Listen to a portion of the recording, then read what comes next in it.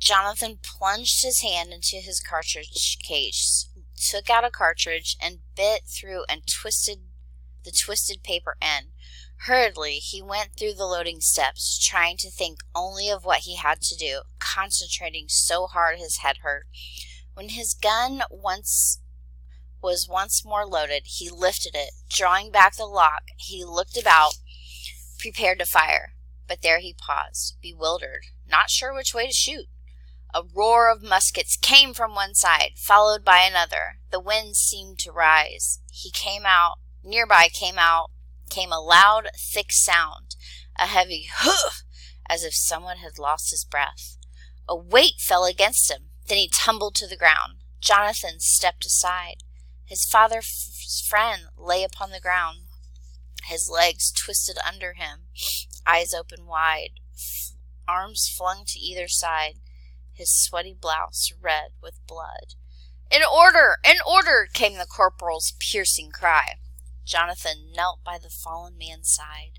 Another crash of gunfire came, followed by another. Jonathan put his hand to the man's face, touching it with shaking fingers. The flesh was soft, wet, and warm.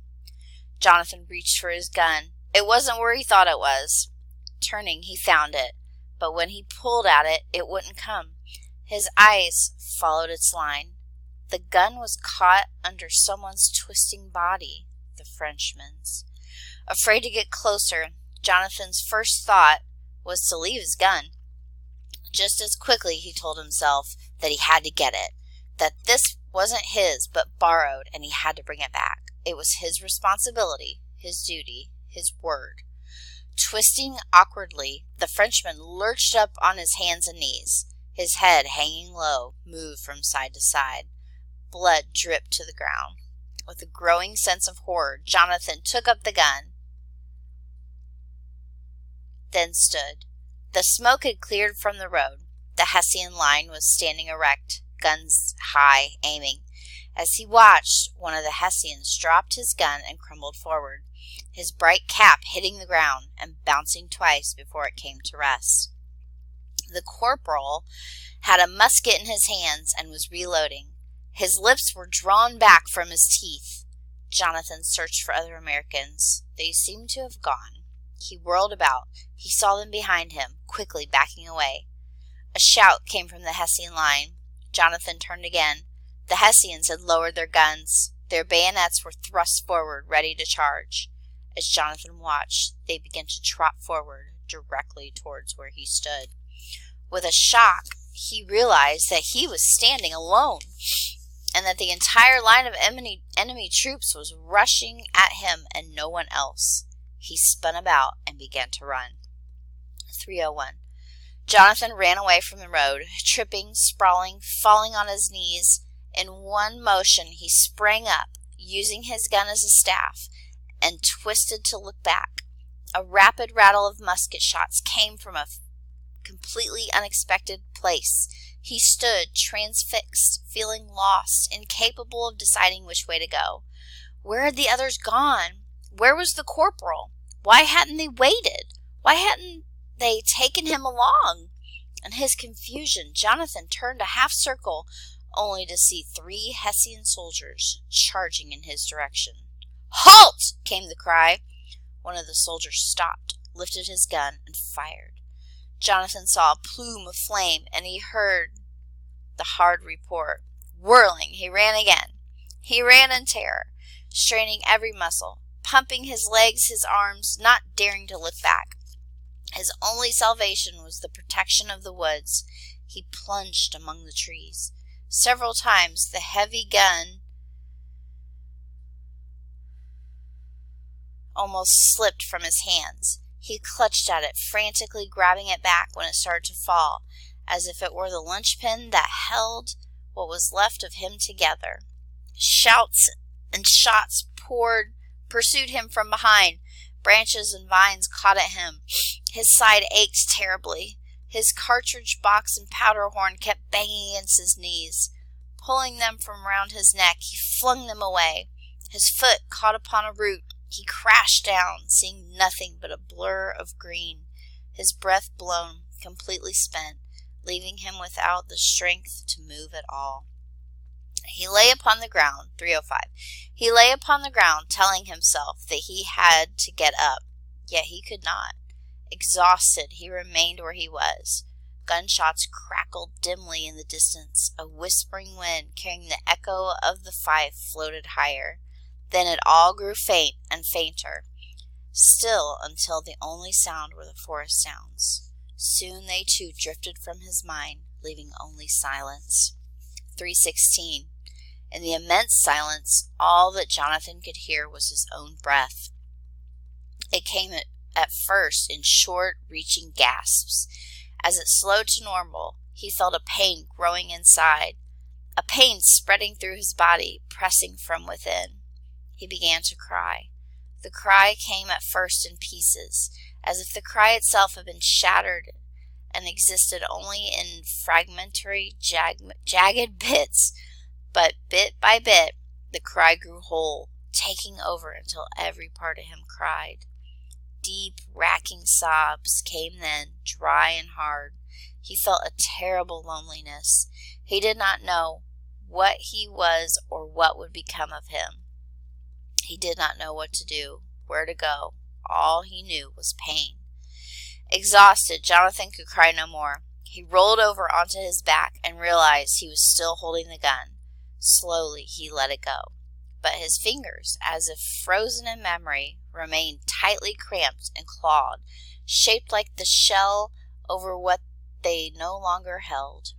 Lying on his back, Jonathan stared up at the overhanging trees, a laced and dark green net. High above him, the leaves constantly shifted, making a soft hissing sound. He closed his eyes and shuddered. 3:35. Jonathan pushed himself to a sitting posture and looked about, wondering where he was. He tried to recall which direction he had come from, but could not. He pulled up his knees and, leaning forward, rested his chin on his arms. Tightly hugging himself, he rocked softly back and forth, sniffling. His sleeve was torn. There was a smear of blood on his shoe. He touched the spot, finding it still sticky. He wondered whose blood it was. "Oh God, oh God, oh God," he whispered. He had failed in all he had meant to do. He was alive and wished that he was dead. But not being dead, he was scared that he might die. 3:38. Jonathan rubbed his tears with a dirty heel of his hand. He blew his nose. He tried to move, to stand. With his weakened legs buckled, he reached for a tree. Fighting dizziness, he pulled himself up. He saw only bright white points and flashes. He closed his eyes. Then, standing steadily at last, he opened them. All around was woods. It was dark and seemed to be growing darker. He wondered what time it was, how many hours had passed. As he turned around, his foot came up against his gun. He bent down and picked it up. For a moment, he held it in his hands and just looked at it. Slowly, he released the flintlock. With an empty click, it closed. He relieved himself. Then he turned and tried to think of which way to go. What he wanted to do was run away, to go as far as possible and not return. But standing there, he heard a sound. Quickly, he turned and saw a Hessian soldier standing not far off. 3:47. The grenadier was no more than 30 feet from Jonathan. Standing rigid, partially hidden by low branches, he was turning his head this way and that, as if he was searching for something. Jonathan watched intently from behind a bush, certain the soldier was looking for him. He stared, trying to grasp the reality of what was happening. He could not. He knew that he had to do something, but he remembered where he was, his gaze riveted by the Hessian's height, his bright uniform, the pale face beneath his high golden cap. He seemed so powerful, holding his musket and bayonet and 2 large hands across his chest. He seemed enormous. Why, Jonathan kept asking himself, is he looking for me? What have I done? Were all the others caught? And am I alone, still free? Why did the rest run? Did they run? Am I the only one alive? The tall soldier, moving silently, took several steps in Jonathan's direction. Again he stopped and stared about. Then he turned his back on Jonathan, only to turn again. Jonathan heard a crackling snap 20 feet away in another direction. Startled, he shifted his gaze. A second soldier was there. He was not quite as tall as the first, but fierce, with a sweeping mustache. He seemed older, too. "C'est us?" the tall soldier called to the second. The words astonished Jonathan. They had come so easily, so simply, yet he could not understand them at all. Again, Jonathan told himself that he had to try and escape.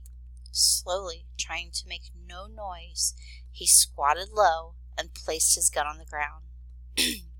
Pivoting on his heels, he looked behind him, hoping to find a way to go. To his horror, he discovered a third Hessian. He was completely surrounded.